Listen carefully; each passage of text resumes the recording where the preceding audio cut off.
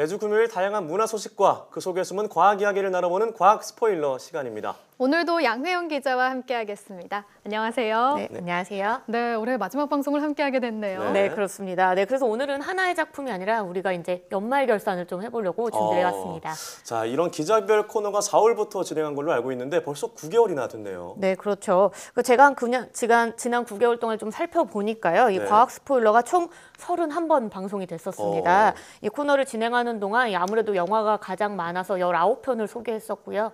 뭐 뮤지컬, 연극, 전시 등을 한 12편 정도 소개했더라고요. 그중에서 살펴보니 가장 높은 과학 팩트 별점은 4개 반이었는데 모두 전시에 관련된 3개의 전시 제품이었고요. 그 전시 작품이었고요. 그 다음으로 별 4개를 받은 작품은 6개였다. 이런 거를 이제 제가 확인해 봤었습니다. 네, 맞아요. 저는 사실 영화 외에도 전시나 이런 공연에서 과학적인 이야기가 많이 나와서 정말 신기했었거든요. 그만큼 저희가 장르를 망라하고 문화 속에 담긴 과학 이야기를 많이 다뤄봤잖아요. 그래서 오늘은 결산을 맞아서 저희 두 앵커와 양 기자가 나의 과학 스포일러를 꼽아봤죠. 네, 맞습니다. 이른바 나의 원픽 선정해 봤는데요. 저는 아무래도 SF 영화를 굉장히 좋아하기 때문에 저희 시간에 다뤘던 뭐 블레이드라던가 뭐 블레이드 러너 있었죠. 블레이드 러너죠. 지오스톰 그리고 최근에 했던 라스트 제다이까지 해봤는데 아무래도 저는 그 킹스맨의 빅팬이다 보니까 킹스맨을 선정해 봤습니다. 네, 1편에서 죽었다고 생각했던 해리가 돌아온 장면이 가장 기억에 남고요. 스포일러 시간에 이제 해리가 살아난 이유와 함께 뭐 로봇계, 살인 로봇에 대한 얘기를 나눴잖아요.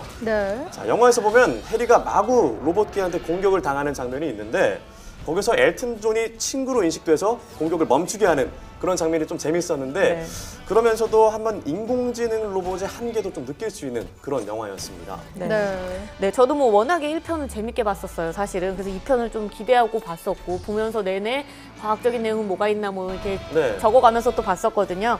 영화 자체가 근데 또 국내에서는 크게 1편보다는 흥행을 하지 못하고 1편보다는 재미없다 뭐 이런 평을 좀 많이 받아서 나름 안타까웠던 작품 중 하나입니다. 네, 그랬죠.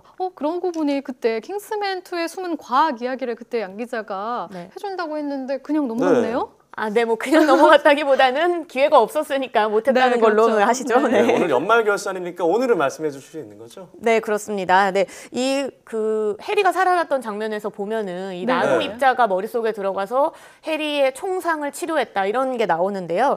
현대 과학 기술로는 사실 이거는 뭐 영화적 상상일 뿐이겠지만 이 지금의 나노 과학의 궁극적인 목표 중 하나가 이렇게 뭐 체내 안에 들어가서 치료를 하는 겁니다.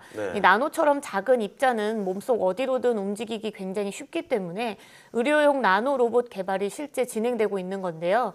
이 독성을 없앤 박테리아에 약물을 결합해서 암 조직까지 침투시키는 박테리아 로봇이 있고요. 또 인공자석을 정자에 붙여서 움직이게 하는 정자 로봇도 개발된 상태입니다. 또 금과 티타늄으로 만든 나노 로봇을 초음파로 제어해서 암세포를 죽이는 나노 로봇도 개발이 된 상태죠. 이렇게 설명만 들으면은 영화 속 설정이 그렇게 비현실적인 것만은 아닌 것 같은데요? 네, 뭐 설정만 보면 그렇기는 하고 실제 실험 결과도 그렇기는 한데 방금 소개한 이 의료용 나노 로봇들은 쥐실험에서 효과를 입증한 거예요. 그러다 보니까 인간에게 적용이 되려면 아직은 굉장히 많은 단계들이 남아 있고요. 또 크기가 너무 작기 때문에 이 몸 안에서 조작하기 어렵다는 문제가 있고 또 임무를 마친 뒤에 체내 밖으로 빠져나와야 되는데 이 방법 또한 아직은 개발이 완벽하게 되지 않은 상태라서 영화 속 현실이 바로 진짜 현실로 다가오기에는 조금 시간이 걸릴 것 같습니다. 저도 이게 분명 죽었다고 생각을 했는데 살아나서 이거 너무 영화적 설정이 아닌가 싶었는데 과학적인 근거가 있었던 거군요. 자, 이렇게 킹스맨 이외에도 블레이드 러너 2049 이것도 좀 어려운 영화였는데 과학 스포일러 시간에 나누면서 좀 재밌게 봤던 기억이 있어요. 자, 제 얘기를 이제 나눠봤으니까 맹앵커의 원픽 한번 들어봐야죠. 저는 그 뮤지컬과 영화로 만나봤던 고흐 편과 그리고 또 제가 선택한 이 작품 정말 고민이 많이 됐어요. 왜냐면 고흐 과학의 2탄 가능성도 열어뒀었고요. 또 고흐 그림 속에 그렇게 과학이 많이 숨어 있는지 몰랐었거든요. 그런데 이런 고흐 편을 누르고 제가 최종적으로 선택한 원픽은 바로 다빈치 얼라이브입니다. 전시를 꼽으셨네요. 네, 저도 다빈치 편이 기억이 많이 납니다. 가품이지만 모나리자의 어떤 뒷면을 보는 장면도 생각이 나고요. 네. 자, 맹앵커가 이 다빈치를 선택한 이유가 뭘까요? 네, 저도 우선 모나리자가 인상적이었는데요. 이 모나리자에게서 눈썹의 흔적을 과학적으로 찾아낸 것이 신기했어요. 그 멀티 스펙트럼이었나요? 네, 그렇죠. 그런 특별한 특수 카메라를 개발했었죠. 네. 게다가 다빈치의 코덱스라고 불리는 수첩, 그 내용을 토대로 실제로 제작한 발명품을 전시해놨잖아요. 그런 것들이 인상적이어서 고민 끝에 저의 최종 원픽으로 선정했습니다. 네, 저도 전시를 뭐 몇 군데 다녀보긴 했었지만 이번 전시를 갔을 때 그동안 글이나 그림으로만 봤던 다빈치의 발명품을 실제로 볼 수 있었던 게 좀 볼거리가 많았다 이렇게 기억에 남고요. 특히 몇몇 발명품들은 이 직접 작동시킬 수 있게 만들었던 점들도 굉장히 인상 깊었었습니다. 네, 저도 이제 연말 결산 준비를 하면서 지난 방송들을 보면서 느꼈던 건데 그 다빈치가 세계 최초의 비행기를 또 개발할 수 있었다 뭐 이런 얘기도 있더라고요. 네. 제가 그때 잠깐 얘기만 하고 언급만 하고 넘어갔었는데요. 이 말 그대로 다빈치가 발명했던 비행 장치, 뭐 물론 이거는 다빈치의 노트 속의 스케치로만 존재했던 비행 장치기는 하지만요. 만약 다빈치가 이 스케치를 바탕으로 직접 비행 장치를 만들어서 이 라이트 형제처럼 절벽에서 뛰어만 내려봤다면 아마도 역사는 바뀌었을 수도 있다는 건데요. 그럼 라이트 형제가 아니라 다빈치가 비행기를 발명한 발명가로 남았겠네요? 그렇죠. 그만큼 이 다빈치의 스케치는 지금 기술로 봐도 굉장히 비행이 가능할 정도로 정교하게 돼 있다고 이렇게 볼 수 있는 건데요. 이 레오나르도 다빈치는 어렸을 때부터도 그렇고 평생 이 하늘을 나는 것에 대해서 호기심을 많이 갖고 있었고요. 그래서 이 새의 날개짓의 비밀을 알아내기 위해서 해부를 하기도 하고 또 날개 주위에서 달라지는 뭐 기류의 움직임, 뭐 소용돌이 등 이런 이 공기의 흐름까지도 연구를 했다고 합니다. 네, 역시 다빈치는 알면 알수록 정말 다재다능한 천재가 아닌가라는 생각이 듭니다. 네, 저는 좀 반대로 생각을 해봤는데요. 그래요? 제가 뭐 감히 다빈치를 뭐 비판할 수는 없겠지만 아무래도 이런 그림들이 몇 작품 안 남았고 또 이제 습작들 그런 스케치들만 남았잖아요. 그래서 뭐 한 분야에 좀 깊게 뭐 길게 빠지지 못하는 그런 스타일이 아니었나라는 생각도 하게 되는데요. 네, 맞아요. 오앵커 말대로 다빈치가 너무 산만하다. 그래서 끈기가 없었다. 뭐 이렇게 평가를 하는 경우도 있다고 합니다. 천재였지만 끈기가 없었기 때문에 완벽하게 마무리한 작품이 없다. 이렇게 평가를 하는 건데요.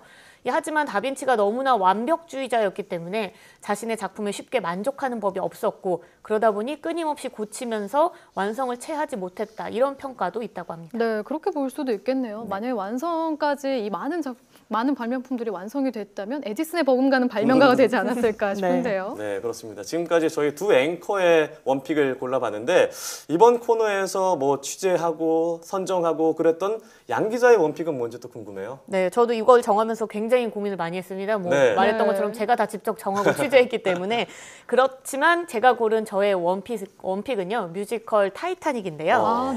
네, 우선 작품적으로 봤을 때 제가 올해 봤던 공연 작품 중에선 가장 좋아서 적극적으로 추천을 해줄 수 있는 작품이었고요.